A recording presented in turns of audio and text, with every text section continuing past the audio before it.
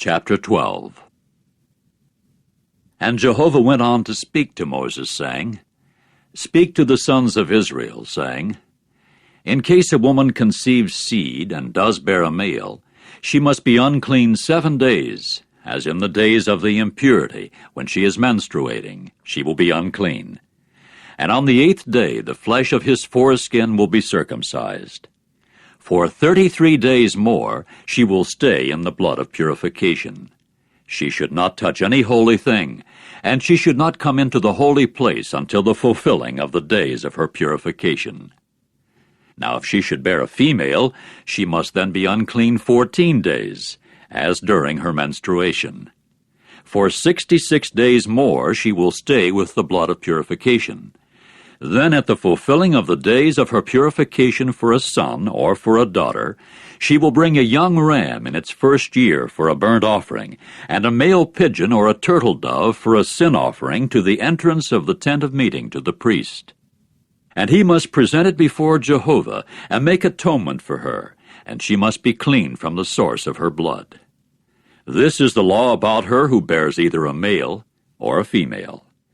But if she cannot afford enough for a sheep, she must then take 2 turtle doves or 2 male pigeons, one for a burnt offering and one for a sin offering, and the priest must make atonement for her, and she must be clean.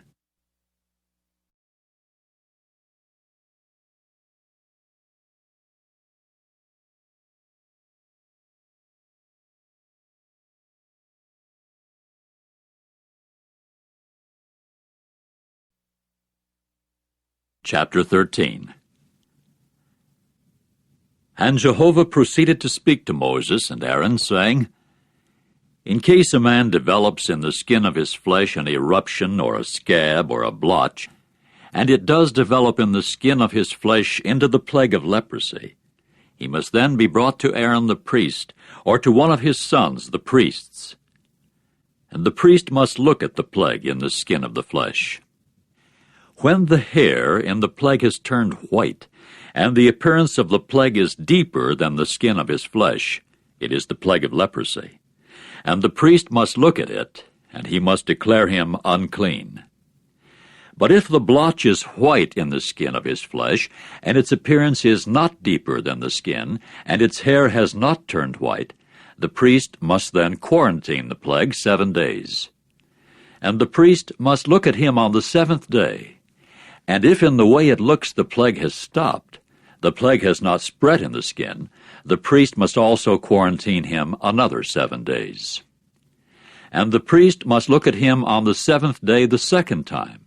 And if the plague has grown dull, and the plague has not spread in the skin, the priest must also pronounce him clean. It was a scab, and he must wash his garments and be clean. But if the scab has unquestionably spread in the skin after his appearing before the priest for the establishment of his purification, he must then appear the 2nd time before the priest, and the priest must take a look. And if the scab has spread in the skin, the priest must then declare him unclean. It is leprosy. In case the plague of leprosy develops in a man, he must then be brought to the priest. And the priest must take a look. And if there is a white eruption in the skin, and it has turned the hair white, and the raw of the living flesh is in the eruption, it is chronic leprosy in the skin of his flesh, and the priest must declare him unclean. He should not quarantine him, for he is unclean. Now if the leprosy unquestionably breaks out in the skin, and the leprosy does cover all the skin of the one with the plague from his head to his feet, to the full sight of the priest's eyes, and the priest has looked, and there the leprosy has covered all his flesh, he must then pronounce the plague clean. All of it has turned white. He is clean. But on the day the living flesh appears in it, he will be unclean, and the priest must see the living flesh, and he must declare him unclean. The living flesh is unclean. It is leprosy. Or in case the living flesh goes back, and it does change to white, he must then come to the priest. And the priest must look at him, and if the plague has been changed to white, the priest must then pronounce the plague clean. He is clean.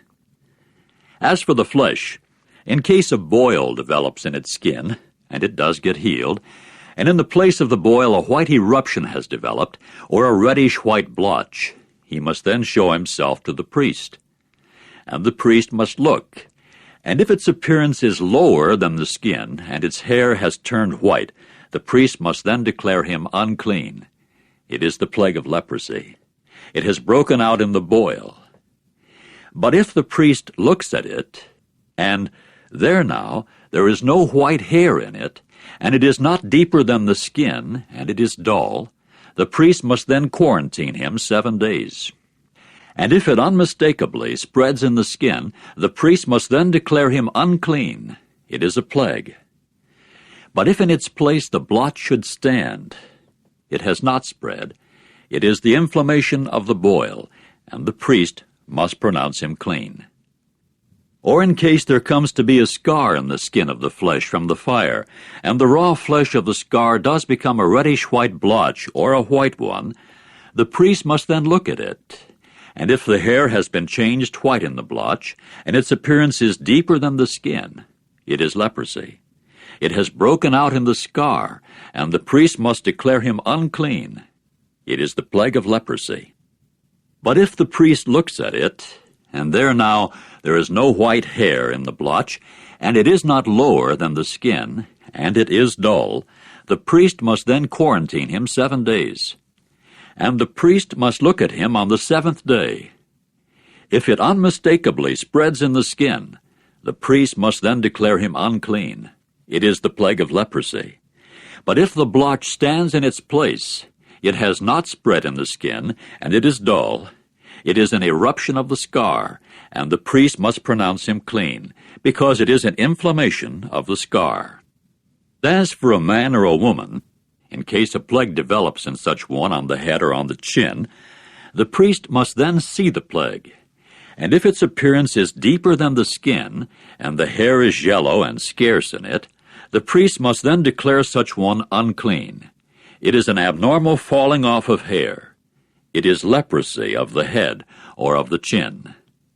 But in case the priest sees the plague of abnormal falling off of hair, and look, its appearance is not deeper than the skin, and there is no black hair in it, the priest must then quarantine the plague of abnormal falling off of hair 7 days. And the priest must look at the plague on the 7th day, and if the abnormal falling off of hair has not spread, and no yellow hair has developed in it, and the appearance of the abnormal falling off of hair is not deeper than the skin, he must then have himself shaved. But he will not have the abnormal falling off of hair shaved, and the priest must quarantine the abnormal falling off of hair 7 days again. And the priest must look at the abnormal falling off of hair on the 7th day, and if the abnormal falling off of hair has not spread in the skin, and its appearance is not deeper than the skin, the priest must then pronounce him clean, and he must wash his garments and be clean. But if the abnormal falling off of hair unmistakably spreads in the skin after the establishment of his purification, the priest must then see him, and if the abnormal falling off of hair has spread in the skin, the priest need not make examination for yellow hair. He is unclean. But if in its look the abnormal falling off of hair has stood, and black hair has grown in it, the abnormal falling off of hair has been healed. He is clean, and the priest must pronounce him clean.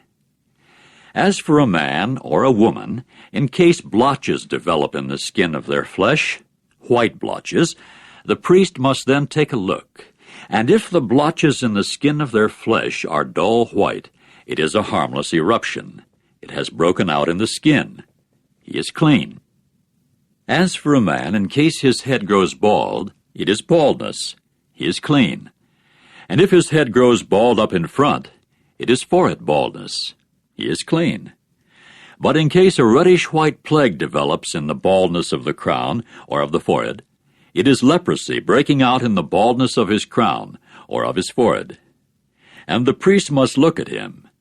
And if there is an eruption of the reddish-white plague in the baldness of his crown or of his forehead, like the appearance of leprosy in the skin of the flesh, he is a leper. He is unclean. Unclean is what the priest should declare him. His plague is on his head. As for the leprous one in whom the plague is, his garment should be torn, and his head should become ungroomed, and he should cover over the mustache and call out, 'Unclean! Unclean!' All the days that the plague is in him, he will be unclean. He is unclean. He should dwell isolated. Outside the camp is his dwelling place. As for a garment, in case the plague of leprosy develops in it, whether in a woolen garment, or in a linen garment, or in the warp, or in the woof of the linen and of the wool, or in a skin, or in anything made of skin, and the yellowish-green or reddish plague does develop in the garment, or in the skin, or in the warp, or in the woof, or in any article of skin, it is the plague of leprosy, and it must be shown to the priest. And the priest must see the plague, and he must quarantine the plague 7 days. When he has seen the plague on the 7th day, that the plague has spread in the garment, or in the warp, or in the woof, or in the skin for any use for which the skin may be made, the plague is malignant leprosy. It is unclean. And he must burn the garment, or the warp, or the woof in the wool, or in the linen, or any article of skin in which the plague may develop, because it is malignant leprosy. It should be burned in the fire. But if the priest takes a look, and there now the plague has not spread in the garment, or in the warp, or in the woof, or in any article of skin, the priest must also command that they should wash that in which the plague is, and he must quarantine it a second 7 days. And the priest must look at the plague after it has been washed out, and if the plague has not changed its look, and yet the plague has not spread, it is unclean. You should burn it in the fire. It is a low spot in a threadbare patch on either its underside or its outside. But if the priest has taken a look, and there now the plague is dull after it has been washed out, he must then tear it out of the garment, or the skin, or the warp, or of the woof. However, if it still appears in the garment, or in the warp, or in the woof, or in any article of skin, it is breaking out. You should burn in the fire whatever it is in which the plague is. As for the garment, or the warp, or the woof, or any article of skin that you may wash, when the plague has disappeared from them, it must then be washed a second time, and it must be clean. This is the law of the plague of leprosy in a garment of wool, or of linen, or in the warp, or in the woof, or in any article of skin, in order to pronounce it clean, or to declare it unclean.